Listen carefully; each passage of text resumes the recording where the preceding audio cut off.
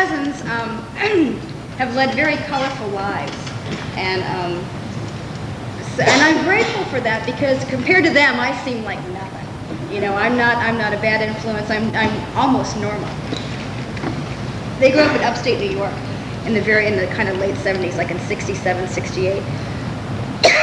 And where they lived was a very rural area. And so they were twin boys, and they're identical. You can't tell them apart at all. And so they made friends with the guy who just moved down the road. And so they started hanging out over there, and eventually they moved in, but they were only like 16 or 17 at the time.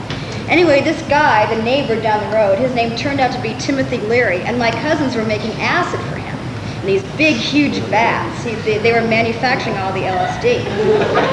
And my cousins, you know, not one to pass up a good thing, would not only just indulge, they would overindulge as far as, according to my other cousins, sticking their heads in these entire vats. Trips from which they have never recovered, because they're really fucked up now. The one cousin, a couple years after they started doing all of this like drug business, they finally, I mean, they were just finally so bad that they had to send my one cousin away, and that was Tom. So he got sent over to Bellevue State Hospital up in Manhattan, because he was just crazy. I mean, you couldn't even carry on a conversation. So, you know, he's confined, he's committed to the psychiatric ward of the hospital. And my other cousin, John, goes to go and visit him, the brother. You know, they're brothers and they're identical twins.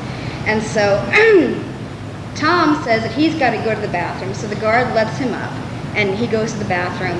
Oh, no, I'm sorry, that was John. John got up and went to the bathroom. And so Tom, who was there, still had enough sense, I guess if you can call it that, senses about him to convince the guard that he was actually the other brother who wasn't committed. So he fucking walks out of the hospital. So when my other cousin comes back from taking a piss, he's in a fucking straitjacket. You know?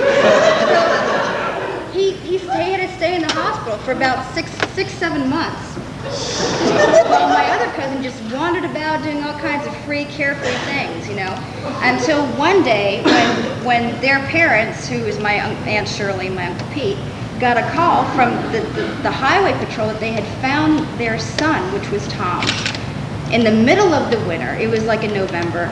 It was snowing, and he was underneath a pile of leaves, laying in the middle of the road, stark naked.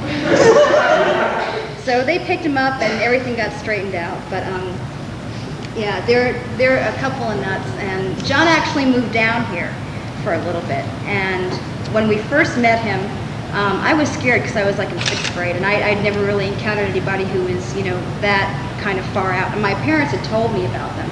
Kind of. They just said, well, they're in jail. And I always thought that they had, like, killed somebody.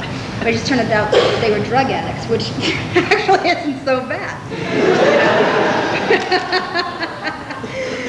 So...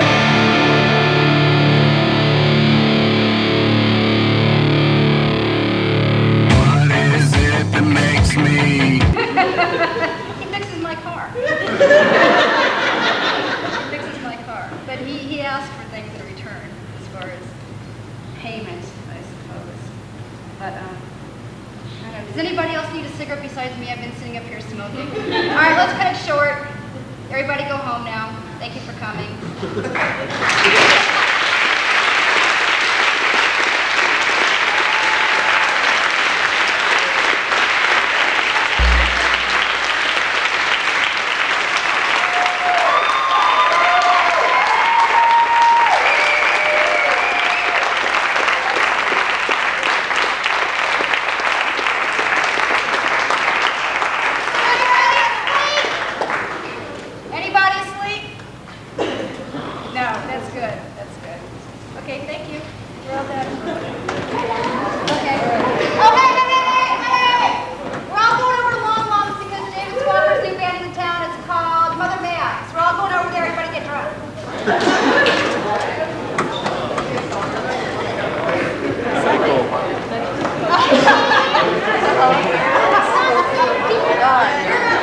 Oh yeah, pretty tight. Did you want to go?